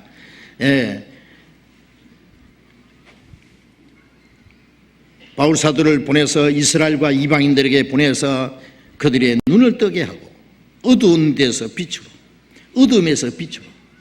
우리가 구원받는 것은 사망에서 생명으로, 어둠에서 빛으로, 사탄의 권세에서 하나님께로 돌아오게 하고 그렇죠. 우리는 구원받았다는 건 뭐예요? 어둠에서 빛으로 들어간 거예요. 사탄의 권세에서 하나님께로 돌아갔습니다. 하나님의 품 속에. 그리고 죄사함과 나를 믿어 거룩하게 된 무리 가운데, 거룩한 무리 가운데서 기업을 얻게 하리라. 영원한 하나님의 기업을 얻게 한다.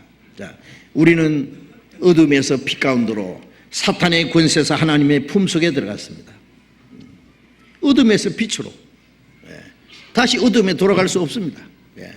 골로새서 1장 또 보겠습니다.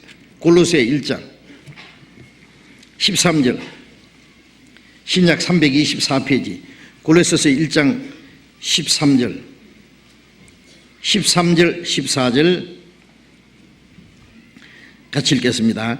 그가 우리를 흑암의 권세에서 건져내사 그의 사랑의 아들의 나라로 옮기셨으니 그 아들 안에서 우리가 구속 곧 죄사함을 얻었도다. 그가 주님이 우리를 흑암의 권세에서 건져내사,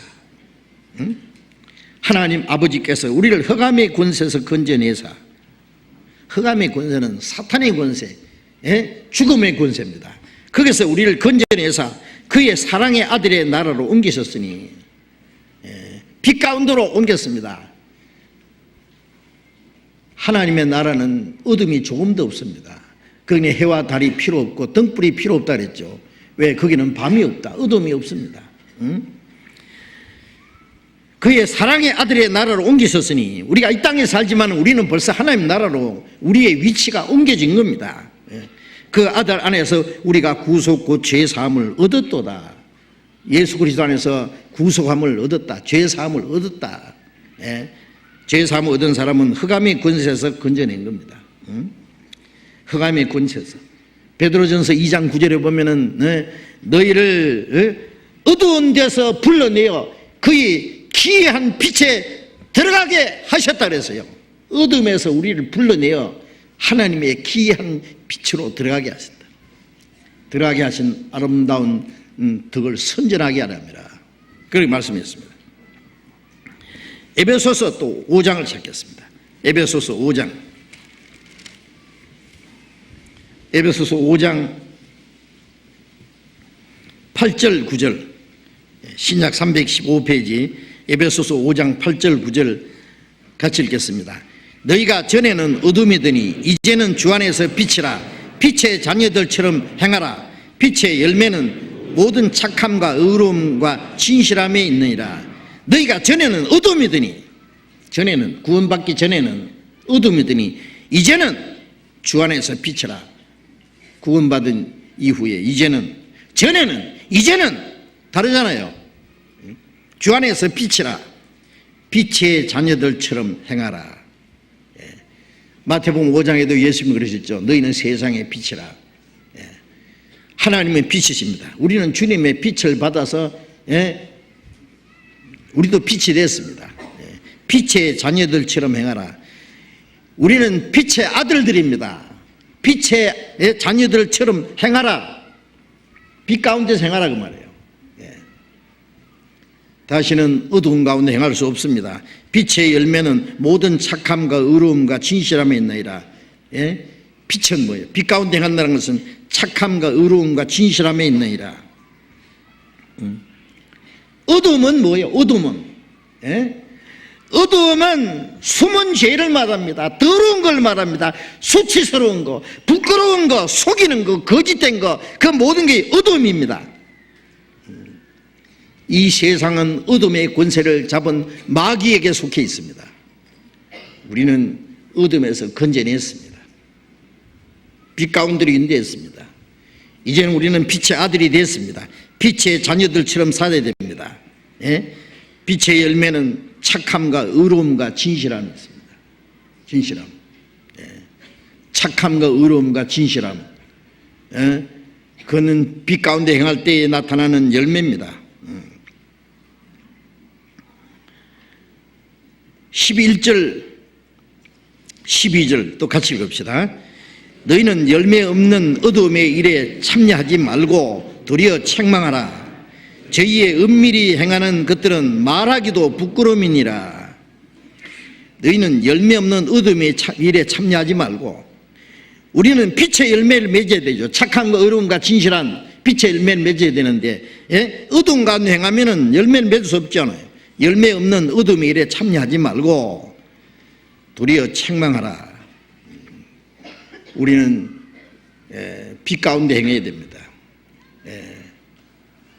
우리 주변의 형제 자매들이, 가까운 형제 자매들이 만일 어두운 것이 있으면 그걸 얘기해 줘야 됩니다. 말씀으로 붙잡아 줘야 됩니다. 어둠에 빠지지 않도록. 그게 참여하지 마라. 그게 따라가지 마라 그 말이에요. 너희는 이 세대를 본받지 말고 이 악하고 음란한 세대를 닮아가면 안 됩니다.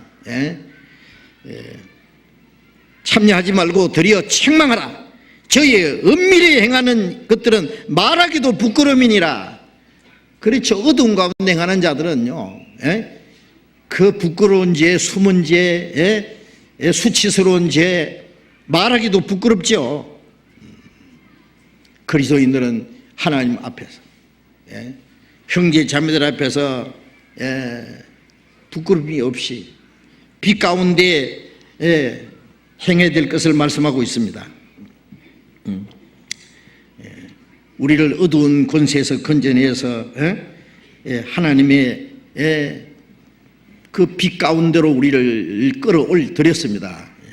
우리는 빛 가운데 있는 자입니다. 그래서 로마서 13장 12절에 어둠의 일을 벗고 빛의 갑옷을 입자 그랬어요. 주님 오실 날이 너무나 가까웠기 때문에 우리의 구원이 천국 들어갈 그 구원받을 날이 처음 믿을 때보다 가깝기 때문에 어둠의 일을 벗고 빛의 갑옷을 입자. 낮과 같이 단정히 행하라. 방탕과 술 취하지 말고 음탕과 호색하지 말고 쟁태와 시기하지 말고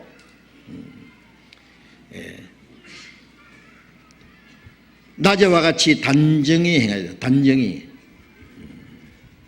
밤에는 막 벗어놓고 막 뒹굴고 수치스럽게 해도 뭐 아무도 보는 사람 없죠. 낮에는 단정하게 하잖아요.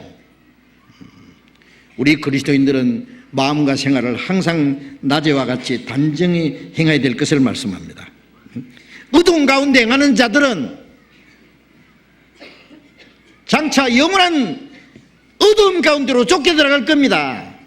유다서 1장 13절에 보면은 영원히 예비된 캄캄한 흑암으로 들어갈 유리하는 별들이다. 유리하는 별들은 지 마음대로 돌아다니다가 블랙홀 속에서 빠져들어가죠. 예? 자기 마음대로 살던 사람들은 이제 그런 자들 위해서 예비된 영영한 어두움이 있다고 성경이 말씀했습니다. 유다서 1장 13절에 영원히 예비된 캄캄한 흑암이라고 했어요. 그리로 이제 빨려 들어가게 될 겁니다. 우리는 빛이신 하나님과 함께하는 그 거룩한 교제를 이루기 위해서 우리는 빛 가운데 사는 생활을 항상 지켜야 됩니다. 어둠이 우리 마음과 생활에 들어오지 못하도록. 로마서 5장 1절에 보면은 너희는 믿음으로 의롭다함을 얻었은즉 우리 주 예수 그리스도로 더불어 하나님과 화평을 누리자. 믿음으로 말미암아 죄 사함 받고 의롭다함을 받았기 때문에 하나님과 더불어 화평을 누리자. 하나님과의 평화, 항상 하나님과의 그 화목, 그게 이 하나님과의 친교입니다. 친교, 교제입니다. 그 하나님과의 항상 화평을 이루기 위해서는 어떻게 해야 되겠어요? 하나님이 싫어하는 것, 하나님이 미워하시는 것, 죄 가운데 행하는 것들은 버려야 됩니다. 버려야 돼요. 베드로전서 1장 15절에 하나님 말씀에 내가 거룩하니 너희도 거룩할지어다. 하나님께서는 하나님 아버지가 거룩하시니까 내가 거룩하니 너희도 거룩할지어다고 말씀하십니다. 거룩하시는 주님과 교제하려면 거룩해야 됩니다. 거룩하다는 것은 더러운 데서 구별된 걸 말하는 거예요. 우리가 거룩하신 주님과 교제하기 위해서는 이 죄와 구별되어야 됩니다. 잠언 4장을 또 보겠습니다. 잠언 4장 18절 19절. 잠언 4장 18절 19절 같이 읽겠습니다.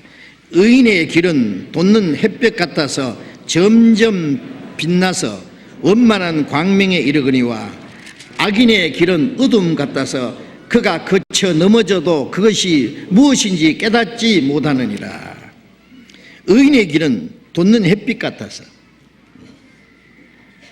점점 빛나서 구원받은 사람들은 이제 의인입니다. 의인의 길로 갈 때에 돋는 해가 점점 돋아서 어둠이 사라지듯이 점점 빛나서 원만한 광명이 되거니와 원만한 광명은 점점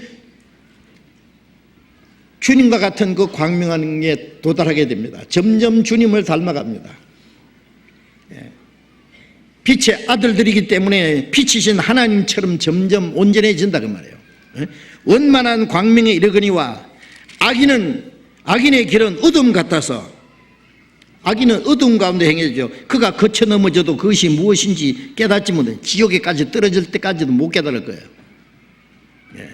그냥 어두운 가운데서 헤매다가 그냥 어둠 영원한 구덩이로 쫓겨 들어갈 겁니다.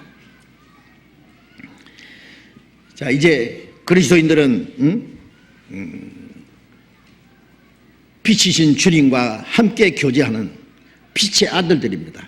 빛 가운데 행해야 됩니다. 하나님과의 거룩한 교제, 주님과 더불어 하는 그 거룩한 교제를 이루기 위해서는 우리는 이제 죄를 버려야 된다는 거 아셔야 됩니다.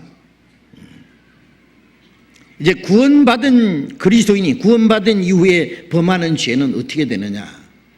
우리가 죄삭선 사망이라, 그는 영원한 둘째 사망 지옥까지입니다. 그런데 그 죄값을 주님이 십자가에서 대신 갚아주셨고, 우리가 받을 저주와 심판을 주님이 받으셨고, 주님이 흘리신 피로 우리 죄를 영원히 사했잖아요. 과거, 현재, 미래, 세상 끝날까지 영원히 사했기 때문에 다시는 심판과 저주를 받지 않습니다. 그러나 구원받은 후에 죄를 지으면은 죄는 죄입니다. 그러잖아요. 그 죄에 대한 심판, 그 죄에 대한 형벌은, 저주는 주님이 갚아주셨지만은 구원받은 이후에 죄를 지을 때 문제가 생깁니다. 예? 요한복음 8장 11절에 간음 중에 잡힌 여자를 예수님이 살려보내시면서 하시는 말씀이, 나도 너를 정죄하지 않노니 가서 다시는 죄를 범치 마라.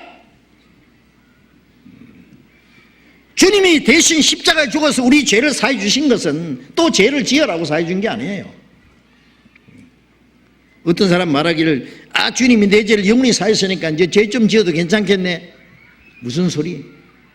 죄 또 지으라고 예수님이 죄를 영원히 사했습니까? 가서 다시는 죄를 범치 마라.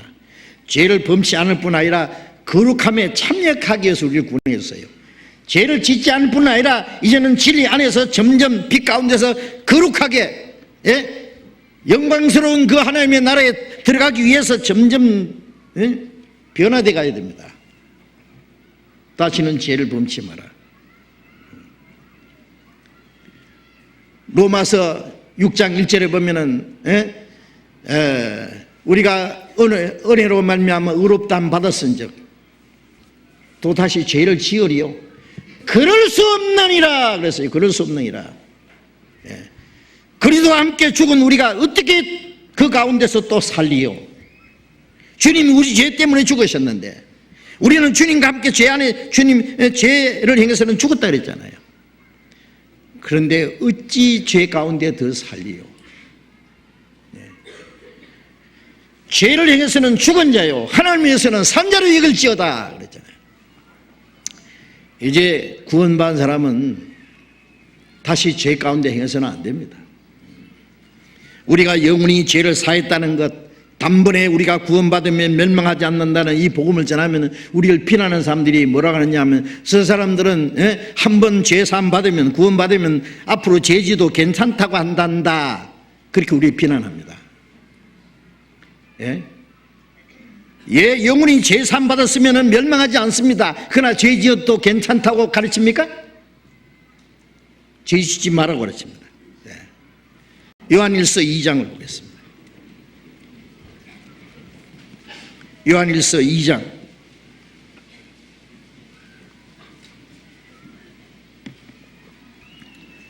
요한일서 2장 1절 같이 읽겠습니다. 나의 자녀들아, 내가 이것을 너희에게 쓰면 너희로 죄를 범치 않게 하려 합니다. 만일 누가 죄를 범하면 아버지 앞에서 우리에게 대언자가 있으니 곧 의로우신 예수 그리스도이시라. 자녀들아, 나의 자녀들아, 이 구원받은 사람에게 한 말씀이죠. 내가 이것을 너희에게 쓰면 너희로 죄를 범치 않게 하려 합니다. 우리가 하나님과 사귐을 사귀려면 어둠 가운데 행하면 안 됩니다. 죄를 지으면 안 됩니다. 죄를 범치 않게 하려 합니다. 그런데 만일 누가 죄를 범하면 아버지 앞에 우리의 대언자가 있으니 곧 의로우신 예수 그리스도이시라. 구원을 받았지만은 우리 안에 아직 옛 성품이 남아 있어요. 그렇죠. 받자마자 막 속에 있는 옛날 그 타락된 성품이 싹 없어지면 참 좋겠는데 그게 아직 숨어 있어요. 그래서 나도 모르게 사랑해야 할 사람을 미워하고, 위로해 주던 사람에게 분을 내고, 마음을 상하게 하고, 욕을 하고, 탐심을 내고, 자기도 모르게 거짓말도 하고, 다투기도 하고. 그래서 바울 사도는 내가 원하는 선은 행치 않고 원치 않는 악을 행한다. 그건 내 속에 가는 죄다. 내 속에 아직 죄의 성품이 있어서 그렇다. 그럼 어떻게 되느냐? 죄를 지어도 우리가 망하지 않는 것은 예수님이 말씀하셨죠. 아버지 앞에 우리의 대언자가 있으니, 대언자는 변호사입니다. 변호사. 죄를 짓고 그 사람의 죄가 좀 가벼워지려면은, 아니면 속기 풀려나면은 아주 유능한 변호사를 사가지고 자기를 변호하도록 해야 됩니다. 예수님, 우리 위해서 십자가 죽으시고 부활하셔서 성천하신 예수님이 하나님 앞에 우리의 대언자가 살아 계셔서 내가 죄를 지어도 망하지 않는 것은 예수님의 피를 보이면서 하나님 앞에 기도합니다. 하나님 아버지, 내가 저를 위해 죽었으면 이 피를 보세요. 하나님은 만족하십니다. 그렇고 말고 그 피로 영원히 죄를 사했기 때문에 그걸 주님이 지금 보정인으로 살아계신다 그 말이에요. 의로우신 예수 그리스도 우리 대언자로 살아계십니다. 그래서 우리가 망하지 않는 겁니다. 그러나 죄는 죄다 그 말이에요. 그럼 어떻게 되느냐? 죄를 지으면 하나님과 교제가 안 됩니다. 교제. 구원받은 이후에 신앙생활은 교제잖아요. 하나님 아버지와 예수 그리스도와 구원받은 성도들과의 거룩한 교제. 하나님 아버지, 그러면 오냐 내 아들아, 이렇게 교제가 돼야 되는데 죄가 들어오면은 교제가 끊어져요. 교제가. 여러분 요즘에 뭐 전화기 다 가져다니잖아요. 요즘에 뭐 휴대폰 전화기. 그런데 그것이 불통됐다고 합시다. 사랑하는 사람과 얘기하려도, 중요한 것을 대화하려도 끊어져 있습니다. 괜찮겠어요? 빨리 고쳐야죠. 죄를 지으면 하나님과 교제가 끊어져요. 내가 기도해도 하나님 듣지 않습니다. 사람이 마음에 죄를 품으면 하나님이 그 기도를 듣지 않는다 그랬어요. 그럼 어떻게 되느냐? 구원받은 이후에 짓는 죄를 크게 두 가지로 나눌 수 있어요. 하나는 부지 중에 짓는 죄, 그거는 좀 가벼운 죄입니다. 가벼운 죄. 아직 변화되지 않은 옛 성품 때문에 그냥 나오는 죄가 있어요. 우리가 구원받은 사람이 습관적으로 지속적으로 죄를 지을 수는 없습니다. 요한일서 3장 8절 9절에 보면은 죄를 짓는 자는 마귀에게 속하나니 하나님의 아들이 나타나신 것은 마귀의 일을 멸하려 함이라. 하나님께로 난 자마다 죄를 짓지 아니하나니 이는 하나님의 영이 그 속에 거하시며 저도 범죄하지 못하는 것은 저가 하나님께로 났음이라 그랬습니다. 죄를 짓는 자는 마귀에게 속한다. 마귀는 처음부터 범죄합니다. 예수님이 오신 것은 이 마귀의 일을 멸하러 오셨어요. 하나님께로 난 자마다 죄를 짓지 않는다 그 말은 구원받은 사람은 도무지 죄를 짓지 않는다 그 말이 아니에요. 구원받기 전처럼 습관적으로 지속적으로 아무렇게나 죄를 짓지 않는다 그 말이에요.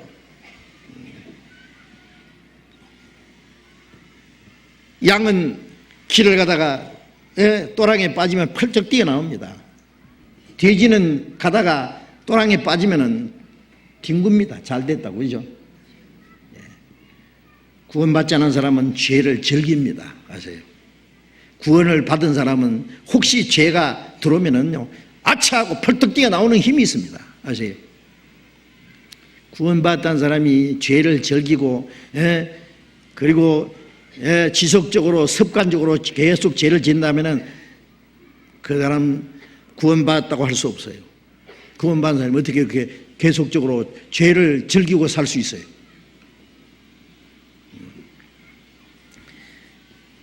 하여튼 죄를 지으면 하나님과 교제가 끊어지면 어떻게 하느냐? 죄를 자백하고 돌이켜야 되죠. 요한일서 1장 9절 보겠습니다. 요한일서 1장 9절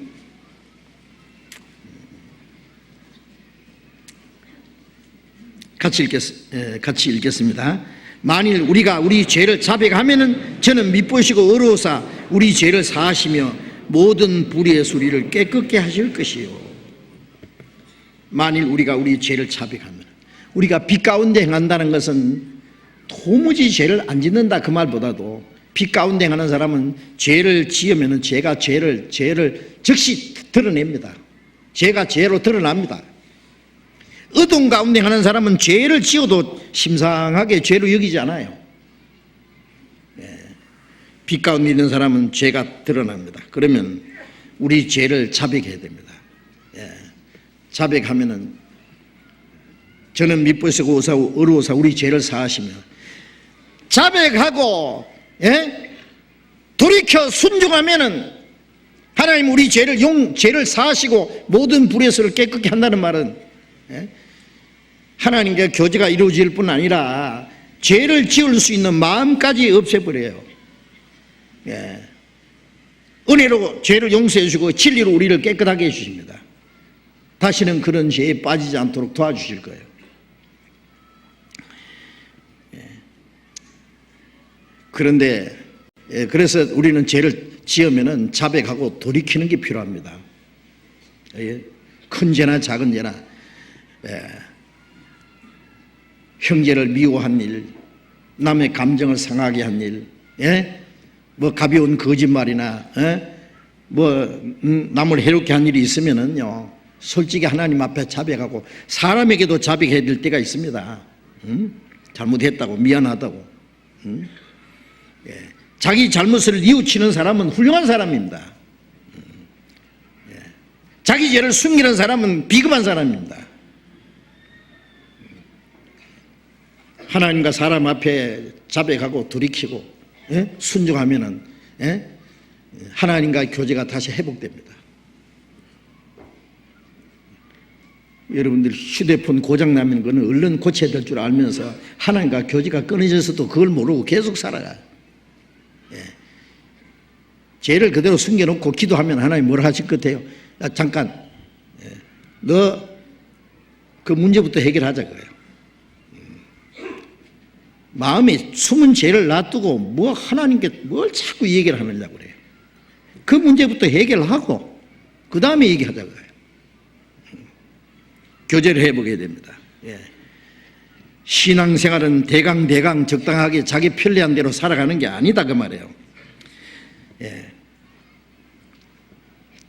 하늘에 계신 우리 아버지, 우리가 우리에게 죄 지은 자를 사해 준 같이 우리 죄를 사해 주옵시고 기도하라 그랬잖아요. 그건 구원받은 후에 우리가 하나님 앞에 용서받아야 되는데 다른 사람이 내게 잘못한 걸 내가 용서 못하는 마음이 있으면은 내가 하나님께 용서해 달라고 할 수 없어요. 다른 사람이 내게 죄 지은 것을 내가 용서해 주는 것 같이 하나님 내 죄를 용서해 주십시오 그랬잖아요. 너희가 남의 허물을 용서치 않으면 하나님께서도 너희를 용서치 않는다고 하셨어요. 남을 용서 못하는 마음이 있으면서 하나님 앞에 용서를 비는 것도 잘못된 겁니다.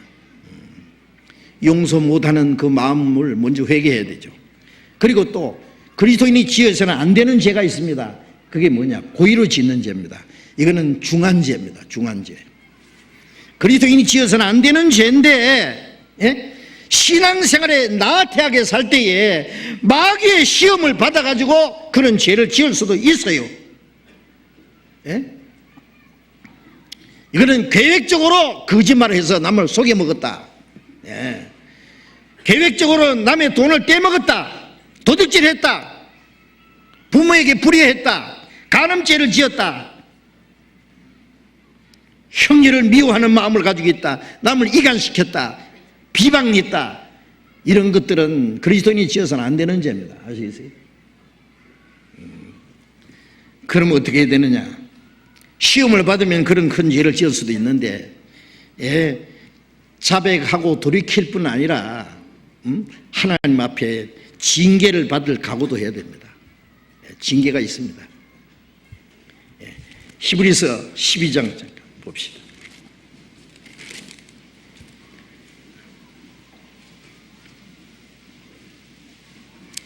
히브리서 12장 6절 보겠습니다. 히브리서 12장 6절.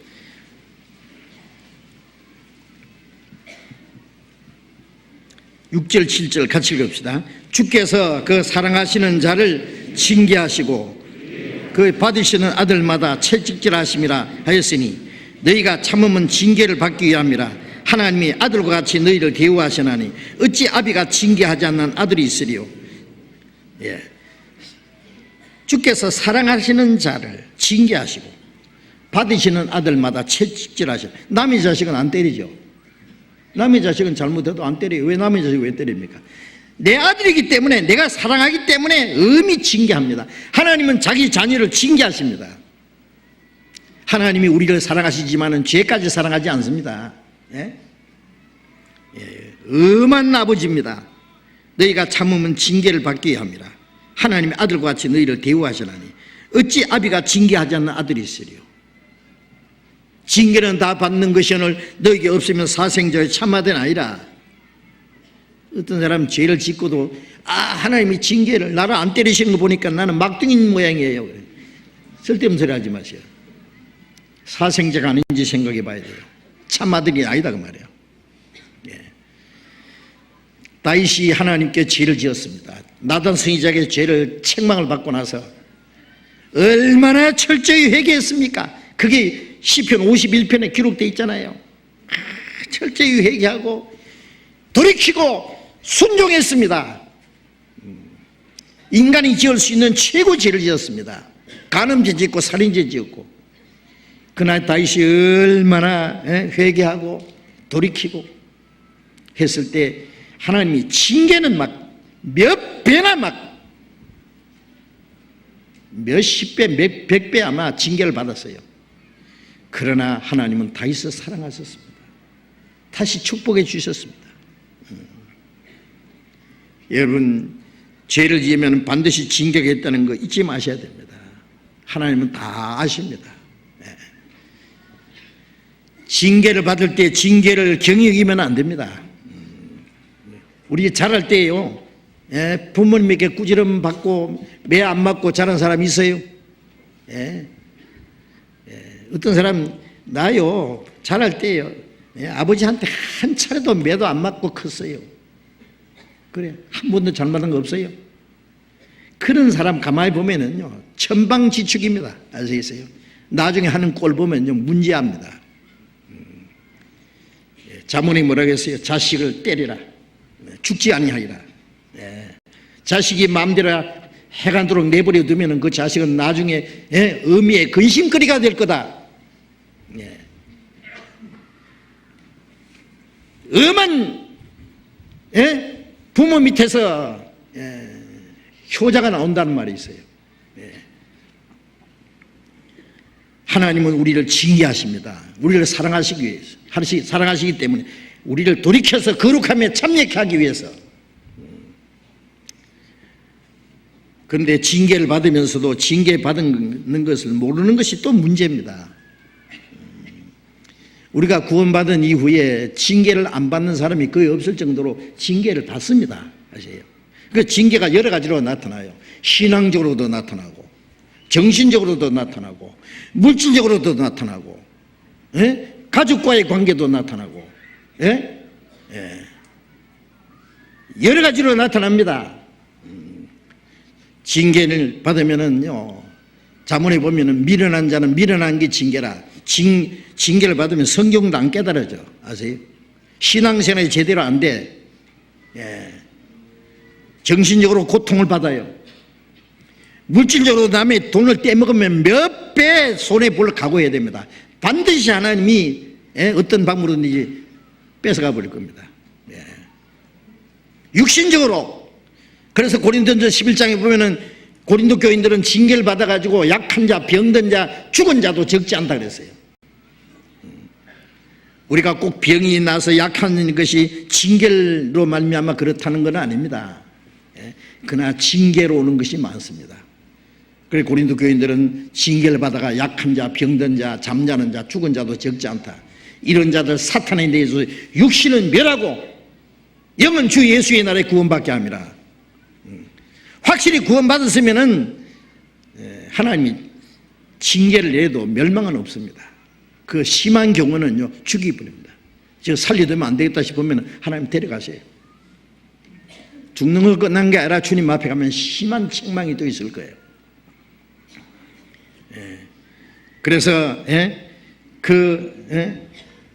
시편 118편 18절 보면은 하나님이 나를 심히 징계하셔서도 죽음에는 붙이지 않으셨다.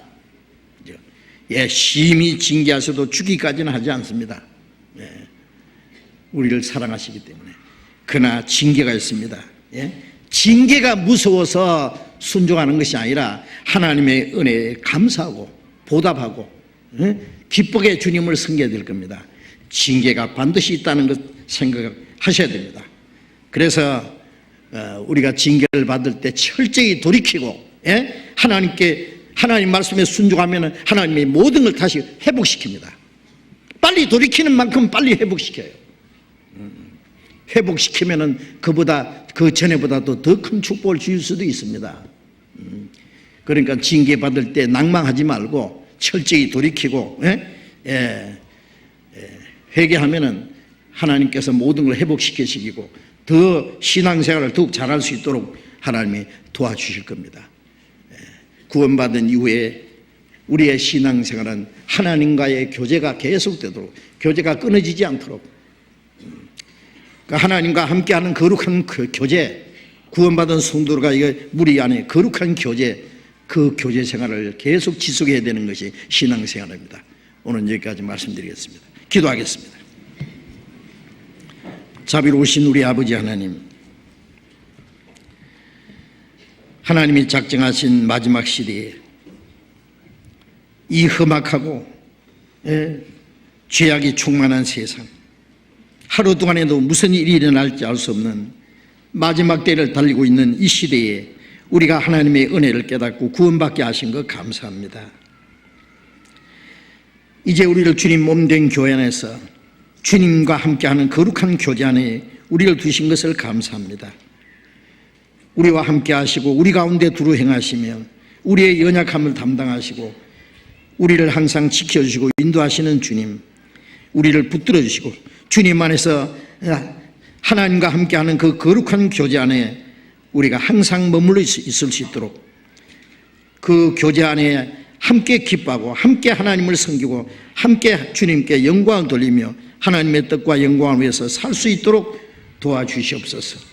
우리의 마음과 우리의 생활 속에 하나님 보시기에 합당치 못한 숨은 죄, 어두운 일이 있으면 말씀 앞에서 깨닫게 해주시고 돌이키게 해주시고 주님과 함께하는 빛 가운데 하나님과 더불어 하는 거룩한 교제가 계속될 수 있도록 인도해 주시고 그 교제 가운데 역사하시는 하나님의 선하신 뜻이 더욱 이루어질 수 있게 해 주시옵소서.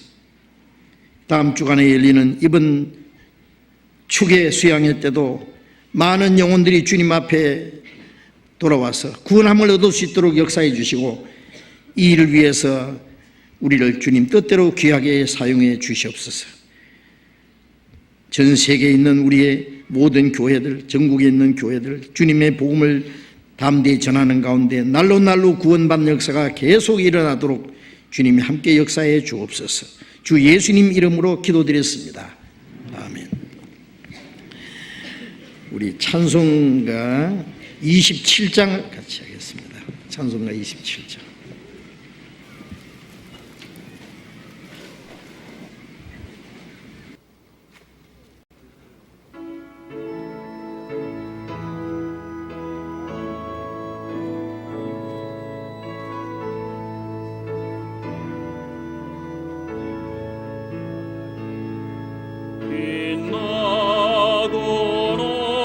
높은 보좌와 그 위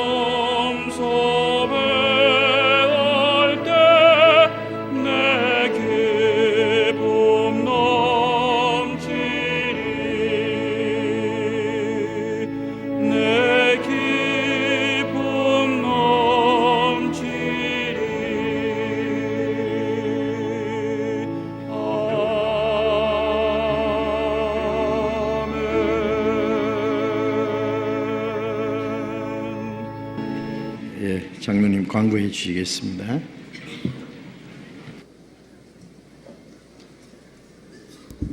광고 말씀드리겠습니다. 잘 아시는 대로 오늘 수요일부터 우리 추계 수양회가 시작됩니다. 수요일 날 1시에 바이섬 앞에서 버스가 준비되어 있습니다. 참석자들은 전부 가져가시고요. 또 오늘은 각 교구장님들 본당 2층 전도인실에서 추계 수양회 사전 접수자 명찰을 꼭 수령해 주시기 바랍니다. 그리고 가는 차편 오는 차편의 그 날짜는 수요일 토요일이고 19일 22일이니까 그렇게 알고 하시면 되겠습니다. 익히 아시는 대로 이제 대전도 집회 추계 가을철 대전도 집회가 서울교회 대전도 집회가 이제 10월 8일로 다가왔습니다. 3주 후입니다. 3주 후. 그래서 우리가 이렇게 대전도 집회를 위해서 여러 사람들에게 보여주기 위해서 혹은 가져가서 전도하는 데 쓰시기 편리하도록 이렇게 안내지를 프린트했습니다. 3주 후로 다가온 대전도 집회를 위해서 같이 기도하시고요. 이번 아주 큰 성과가 있도록 주님의 영광 받으시도록 미리 기도하시고 이용해 주시기 바랍니다. 광고 마치겠습니다.